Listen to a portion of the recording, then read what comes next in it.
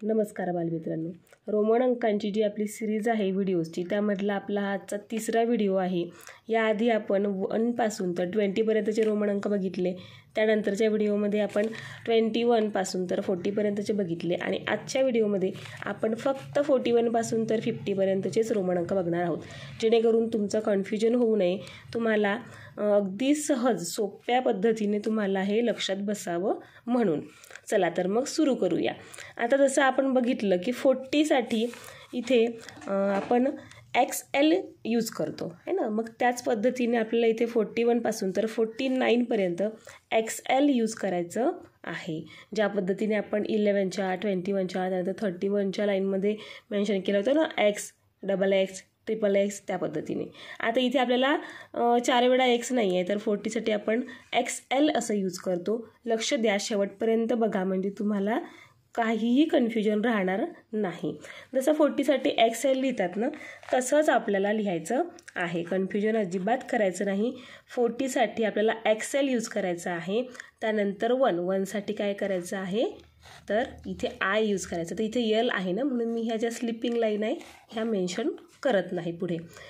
त्यानंतर 42 साठी XLII, 43 साठी XLIII, 44 साठी XLIV, 45 साठी XLV, 46 साठी XL म्हणजे हा XL कशाचा आहे तर हा 40चा आहे म्हणजे 40चा आहे है ना। आणि XL इथे आपल्याला 46 लिहायचं आहे, म्हणून आपल्याला 6चा जो नंबर आहे, 6चं जे चिन्ह आहे जे की VI आहे ते आपल्याला मेन्शन करायचं आहे। असंच पुढे सुद्धा करायचं आहे। त्यानंतर 47 साठी XLVII, 48 साठी XLVIII आणि 49 साठी XLIX। आता 50 साठी काय यूज करणार इथे है ना, गोंधळ आहे ना थोडासा।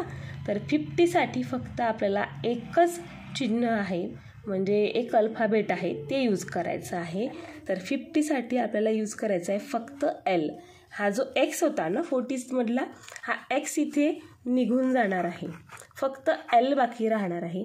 म्हणून लक्षात ठेवायचं इथे की 41 म्हणजे 40 पर्यंतचे जे नंबर आहे ना ते आपल्याला इझिली लक्षात राहतात, पण 41 पासून इथे आपल्याला XL घ्यायचा आहे 49 पर्यंत आणि 50 साठी आपल्याला हा X काढून टाकायचा आहे आणि सिंगल L घ्यायचा आहे।